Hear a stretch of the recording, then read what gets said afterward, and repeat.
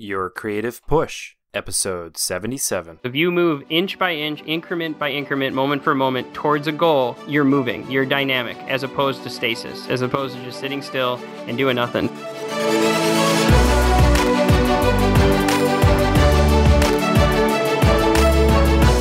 Welcome to Your Creative Push, the podcast that pushes you to pursue your creative passions. I am your host, Youngmin Brown, and today's episode is a continuation of my conversation with Alex Hofelt. If you missed yesterday's episode, you can simply go back in your podcast player if you're subscribed and check out episode 76 or head to yourcreativepush.com/76. And when we left you yesterday, we were talking about singularity and how everybody can have these points of singularity that can kind of lead to an explosion of creativity, if you will. But it's a matter of taking that first step to get things going. So with that being said, I'll get right back into the interview. Enjoy. The internet's a singularity. The internet is constantly expanding and adapting every day, and there's never been a greater time to be creative, period. If you look at the grand scale of human history, the deeper I get into science, the more I enjoy learning about the scientist. And like learning about the science behind the science is really a fascinating tale to me. It's just a story. But that's what my podcast is. It's what science is. It's just a story. It's the story of everything told through the lens of science. And as you just keep going with that, you just kick this thing out and just get it going. It's terrifying, but we don't know. We know exactly what's going to go down if we do nothing, and then to get it going is just wild. We just got to start it up. Do you have a tip for anybody that, like, since you've been through it now and since you're 16 episodes into your podcast, do you have like a suggestion or a tip for anybody that wants to kind of try to start their own thing? I would say just pick something. For me, it was kind of spend money on it a little bit. Like that definitely helped, putting a little money in there. But I mean, a tip would be just to try and wrap your mind around that there will be the haters. It's not going to be easy, but for me, the fear of not doing it way outweighed the fear of doing it for me. That it was just know yourself, know who you are, and I'm not somebody who everyone's like, I regret nothing. And I kind of think regrets have some power that you can muster and you can wield it for good if you don't let it bog you down. But I know for myself, my ideas were just that I felt like I had squandered some gifts, and it was just kind of, let's start it. Let's just start and go with it. And then whatever you're going to do, if you do it and you start to do it and you attempt to make it happen, get it ready and kind of put some meat on the bone, and then just do it wholeheartedly. Just whatever it is you're going to do in life, just dive into it. And if you do that, you really can't go wrong. And who knows what'll happen. But I would just say, set a goal, maybe write it down. My brain is so scattered that I'm always all over the place in life. So the starting is really never the problem for me. My whole life, people have called me obsessive. I call it passionate. You know what I'm saying? Like, I'm like a passionate person, but I'm trying to give you an example. I mean, I picked up Frisbee golf, and a month later I was on the club team traveling in America, at Western, just because it was just like anything I do, I'm like, I want to get good at this. And it's been detrimental to some of my relationships and stuff because I'm a little too competitive. But so just pick something that you want to do. Just pick a little creative thing, just a little bit. And then I'd say scare yourself, always try and do something every day that's just a little freaky. My favorite part of skiing, when I was a big skier, I skied, I don't know, hundreds of days that year I was in Tahoe, and every day I'd try and just go just a little faster than I thought, or just turn a little hard, just cut a little closer to the tree, just a little bit, like weigh out the options. Don't be a total daredevil, but then at the same time, just, make your face pucker a little bit with fear. And for me, that was just the press record. And I'm not gonna lie, I was shaking when I mean, it's just a microphone. You're sitting in your living room. There's nobody there, but it was terrifying. I'm just like, oh my god. But then trust me, I know. Yeah. Then you just kick it on, and you get into a flow, and then you just go with it, click record, and then your mind's going to do 100 things. And I mean, we could get into the side of what's really powerful is mindfulness. If you embrace a mindfulness practice from the yoga side of me, and even I teach mindfulness to students. I did an episode on it, like the self-talk episode, where the idea that you're the only creature that we know about that has hands down the most hyper aware and amazing inner monologue. We call it, it's simply just called self-talk in psychological terms. But that little voice in your head is probably your biggest hater. You know what I mean? I'm sure do you agree with that? Absolutely. Yeah, so that little voice inside your head is with you every moment of your day, every moment of life, just following you around like a little backpack, and it's just spitting hate at you most of the time, you know. There's a Mark Twain quote I just read where he had all these experiences. It was something like I had all these experiences in life, and very few of them actually happen. And there's something in there relating back to your mind and your talk. Just that this voice in your head is just always going to be the biggest negative person. So that's one of my biggest mindfulness things is try to control that little voice into saying something positive to you. We always talk in school. It's called PBIS, Positive Behavioral Intervention Systems, and it's a model of we interact with kids, three positives to one negative. And I just think Mm. that's somewhat of a model to live with inside your own mind. And it's tough. It's super tough, very very tough. And I don't know if I'm not a big. I've tried journaling. I've been doing okay at it. You know, everyone tells you to journal, and it just doesn't resonate with me. So I sometimes talk it out to myself and little self talk here and there. But But you're right, it is like a backpack that you can't like quite take off, and I don't think you ever will be able to take off. And it's like kind of like you said, it's like filling that up with, you know, take out all the garbage and put in some stuff that's good for you, like apples and bananas and vegetables or yeah, something, man. instead of like all the junk food or whatever. I don't know what kind of analogy I'm trying to make, but either way, it's like it's always stuck with you, so you might as well kind of fill it up with good things, and Hmm. so that it can kind of nourish you instead of like hold you down like a bunch of rocks in there. Totally. I mean, it's for me. You know, this is my world of science, dude. You think of yourself as a cell. Any cell adapts to its environment that it's in. You put Hmm. it in a. I'm not going to get too nerdy here, but like a hypertonic or hypotonic thing, you know, it's going to swell. It's going to shrink. It's going to explode. It does what you put it in. And for me, that's kind of where I think of the science goes into it. That if I think of this world around me right now, where I'm sitting, is this little, you know, medium that I'm sitting in. I try my best to bring it in, surround yourself with things that make you better, you know, try and do it. And that's honestly, I'd say that is, if anything, that's probably the toughest thing. And I'm at a point in my life right now where I have a lot of friends and I like them, but some of them are not that good for me in terms of like what I'm trying to do and accomplish, which kind of terrifies me because I don't know how to find people. Like, you know, I met you, which is great. We've had some great conversations over Skype. Just like you're a creative person and creative people can spark, but if you're creative around non-creative people, they're gonna Mm. they're gonna do nothing but try and bring you down. Like I don't know what that is about humans. It honestly it almost pisses me off. I Yeah. mean, like I don't. Isn't that weird? It's just like the oddest Jealousy, thing. maybe. Who knows, right? Or not even jealousy. I definitely know exactly what you're talking about. I think it might be just more of like they kind of realize that they're not doing what they're Yeah. supposed to be doing, type of thing. It's like it's tragic and it's just so toxic and I don't know. I don't even know how to even put it into words, but it's just like Yeah. this. You just realize it so quickly and it's just weird too because I always get blindsided by ways that I'm not. And if somebody came up to me and was like, "Yeah, I do a podcast," and I'd be like, "Oh, no way, man! Like right on, like that's cool." And like Hmm. just like people's face puckers up, you know, and they're just like, like what do you mean? Like why would you know? That's just oh Alex, you know, and you're You like, put it on the internet? yeah, or just blatantly like that's stupid, like Yeah, you know. yeah. Or then I even have friends where I've been really friends with for a long time, and they haven't listened yet. Which, Hmm. I mean, I get that you're not going to be you're not a science geek, but dude, like we're close, and I'm Hmm. saying like, man, like I need feedback. I Yeah, need be I need the people supportive. in my life that love me to listen to this and be cool about it and help me out. And I have a lot of friends that I'm close with. I'm like, have you listened to it yet? They're like, No." And they'll even be mean, like, I don't want to hear your voice on the podcast. And they mean it half joking, but I just don't, unless you're a creative person and they don't understand the fear of that. It's where I feel like we creative people bond with each other because we know the struggle. You know what I'm saying? Like we understand that I'm not going to say that to you. I'm not going to bring you down because you're already doing it enough to yourself. You know, Right. it's what's that famous quote about be kind for all are fighting a great battle.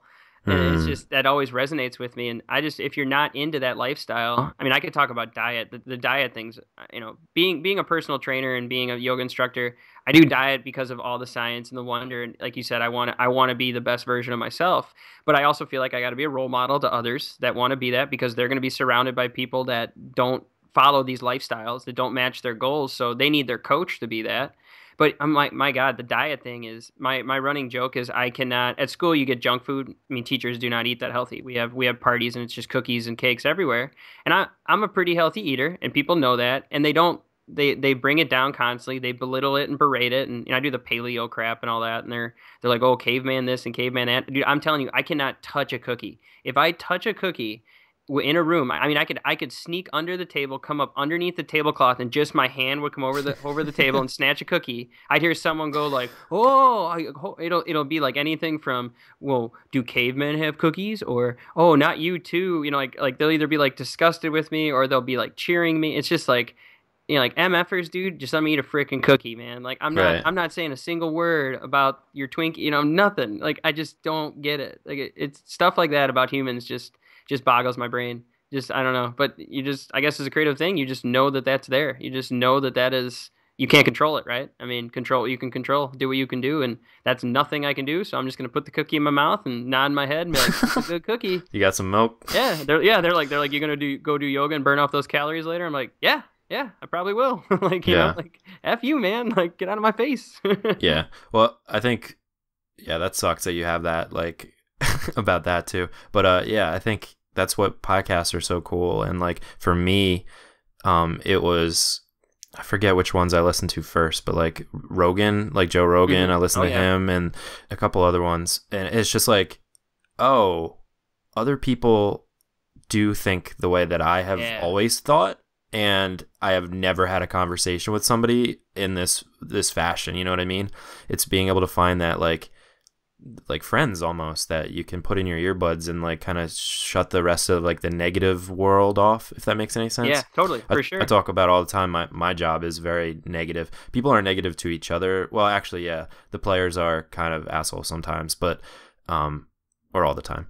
And but the coworkers, especially, like it's like this, like we all come in our shift, like, you know, we get there, we're ready to work, and I used to be very positive about it and be like, all right, like I'm here to, like, I'm not really here to whatever, but I'm here to make money and like whatever, like let's do it, let's get through the shift. And like, but everybody else is just like, oh my god, it's so awful, like this is the worst job ever. I'm like, dude, you have a job and we make decent amount of money, like you can support your family off of this. Totally. They love stewing in the negativity, and I think, like you said, when you're surrounded by that, you know, like that negativity, it's like you have to unfortunately either cut them out or just find more positive, like-minded people. So, yeah, which is the challenge. I mean, I live in Lake County, Illinois, which is, I'm not political stuff aside, it's a very conservative place. Mm-hmm. And I mean, it's no surprise, right? I'm a science teacher who drives an electric car. I'm not conservative.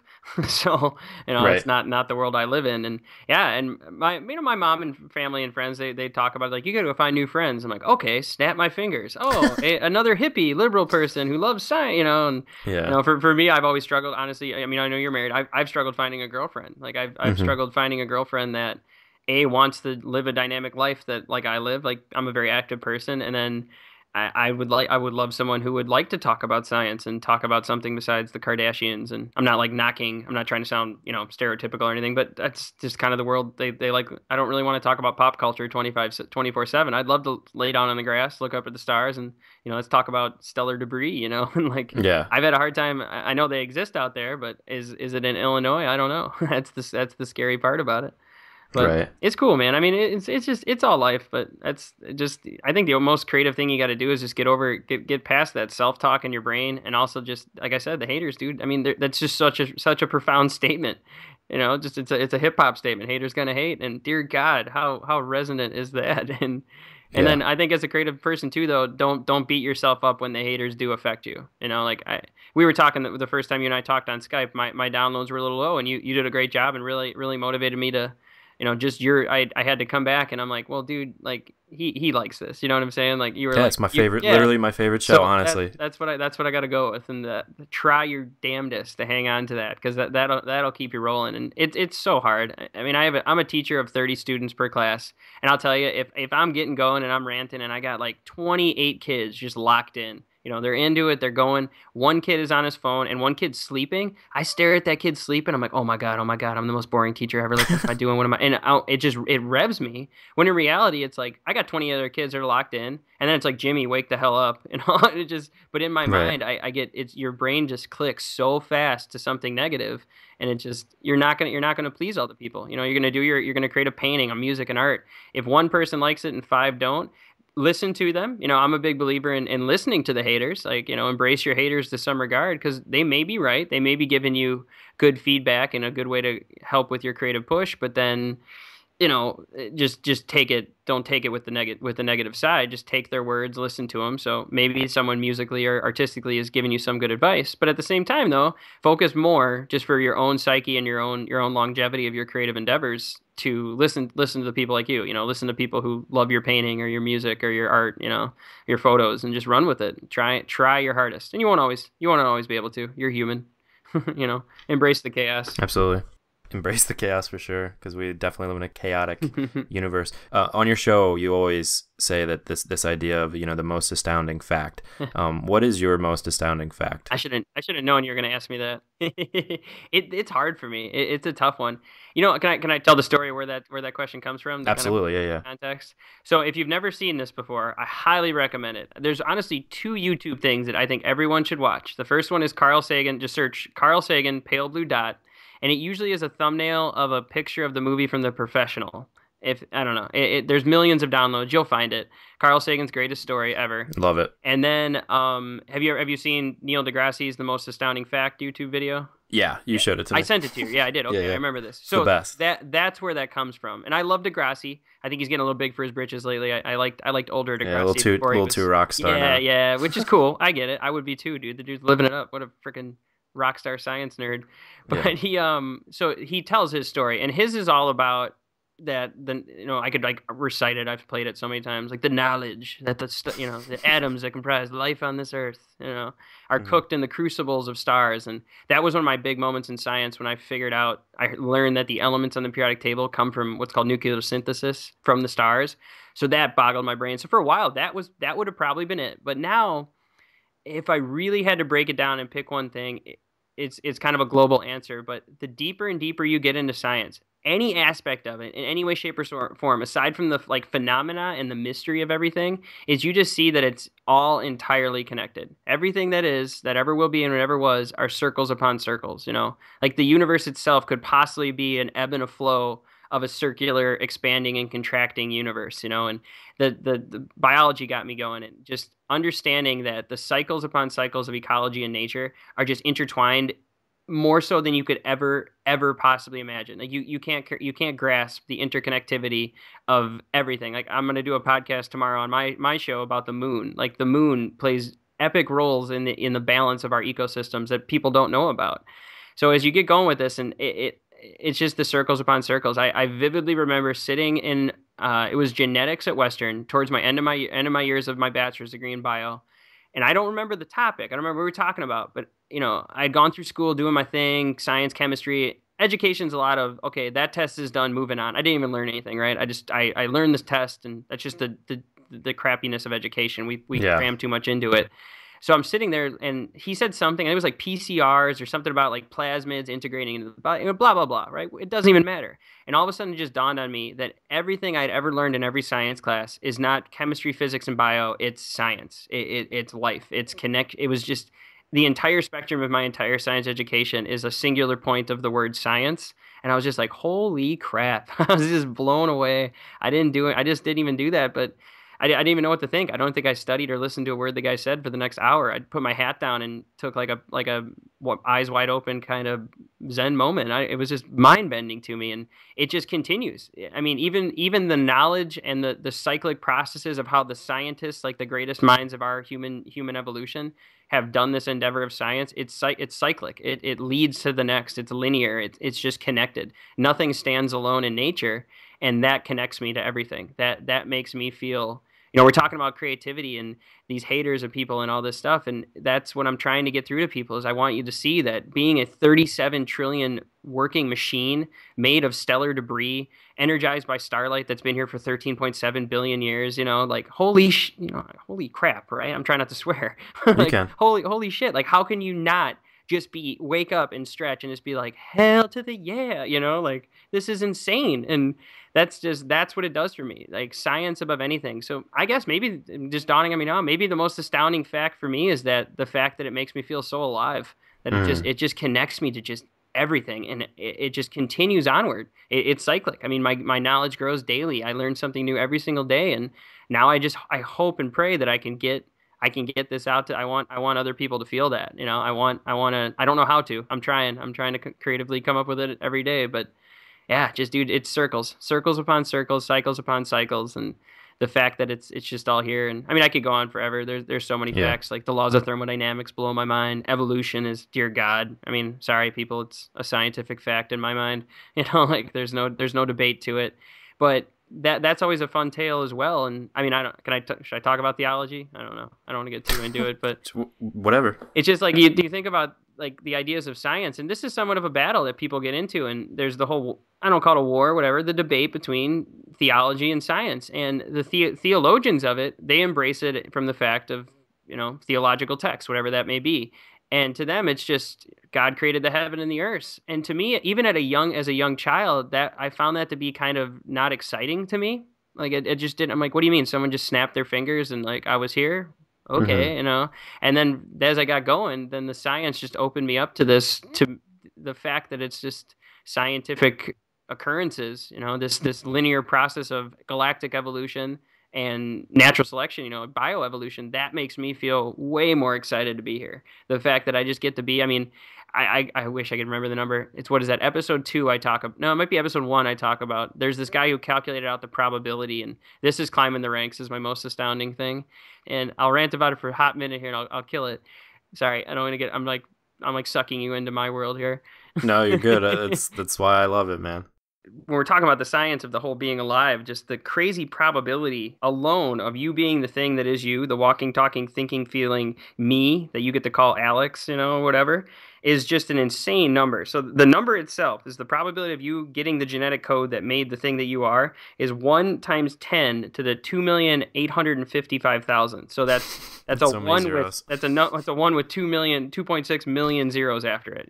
Quadrillions and quadrillions. But which is cool, and you're like, all right on. But this article that I was reading, guy did the math about this, and it's really cool. There's a cool link I'll send you. You could put, if you have show notes, you can put it in there.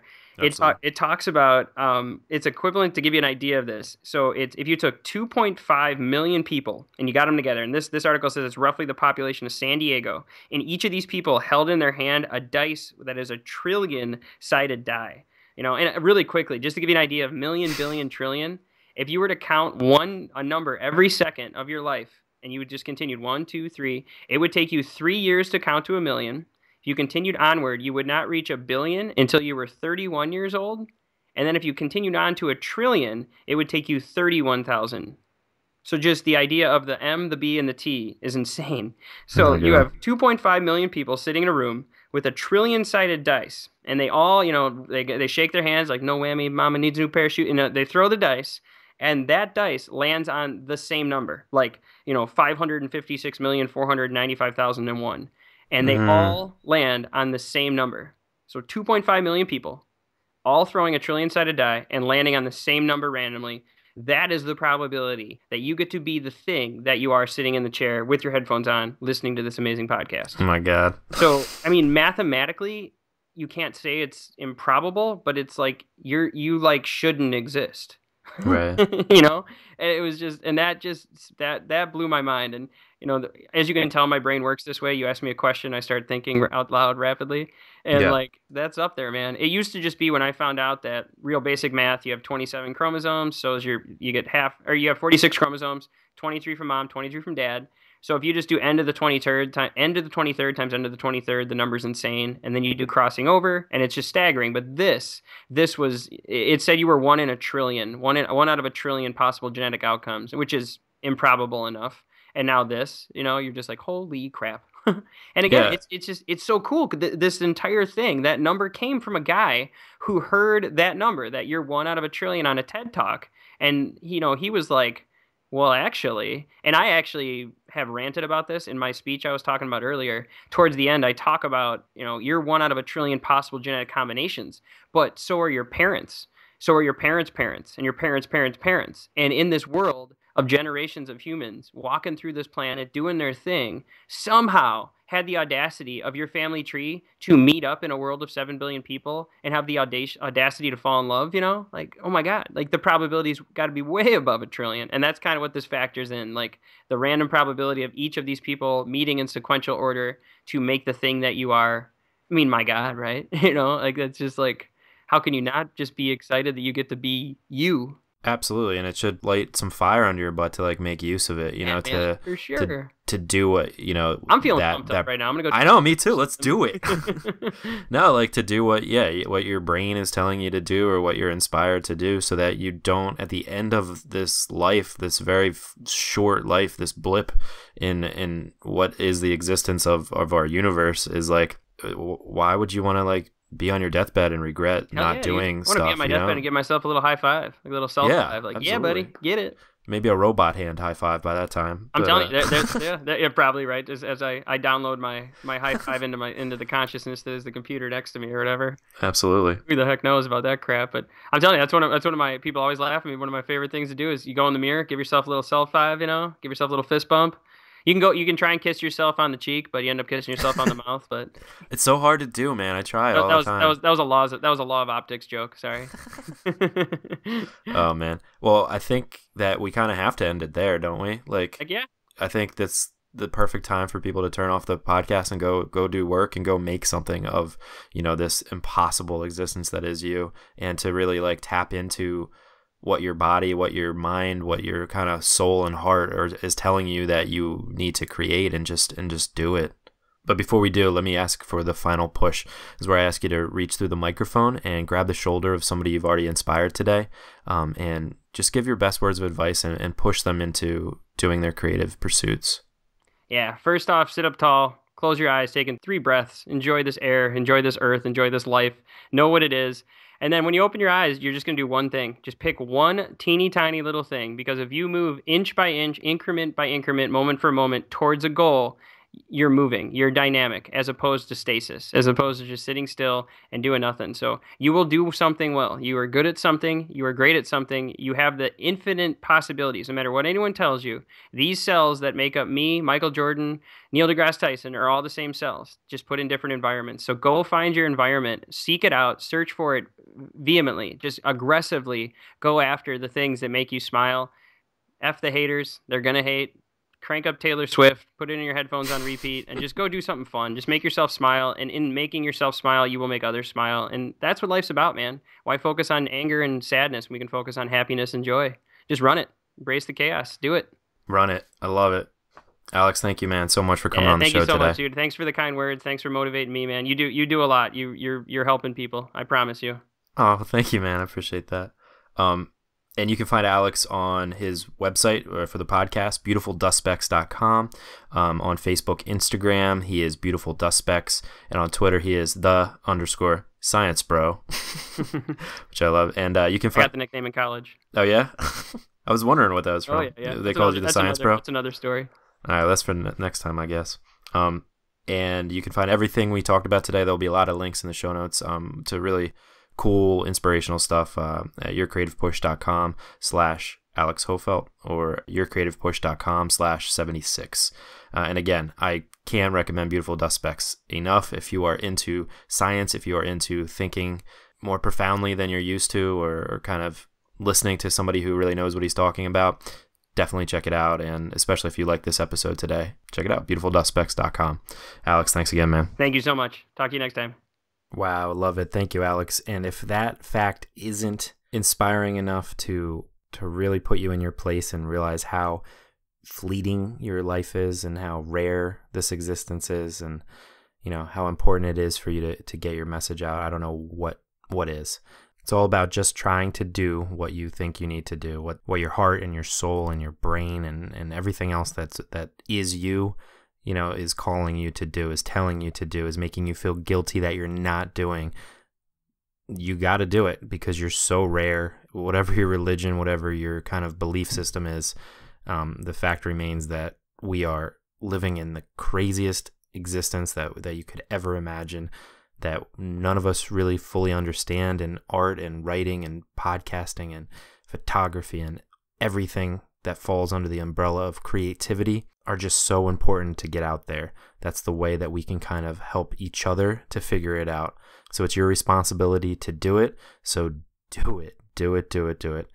And definitely check out all the things we talked about. If you are even slightly interested in it, if it kind of piques your interest, you can definitely go down a wormhole,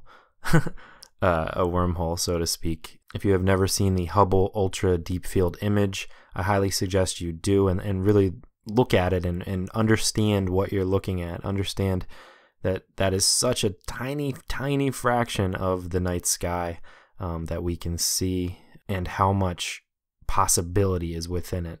It will make you feel so small, and that's kind of the idea. And so will the Pale Blue Dot video. If you've never read that by Carl Sagan or heard that speech, it'll really kind of put you in your place. But yeah, that is the kind of stuff that really gets me stoked, that makes me geek out, and it has trickled into my writing and my music videos as well. And I highly suggest that you go and check out Alex's podcast. BeautifulDustspecks.com is where you can find it. It'll definitely inspire you to be a better human being, a more aware and cognizant human being that wants to take care of your life. On tomorrow's show, we have Blanca LaCortiglia. Rejection is your biggest friend. And if you work with it, not against it, you write out the obstacles that, you face, you will find victory. You will find victory. Don't feel horrible when you are rejected. You are going to get rejected, and guess what? You can always apply again for the same place at a different time with better art, or you can apply somewhere else. So don't be afraid to be, to take the chance. Don't let no or not right now hold you back. Blanca is a really cool artist that I found through Instagram. She comes on the show to talk about her creative pursuit, her journey through life, the ups and the downs, and how she got to the point that she is at today.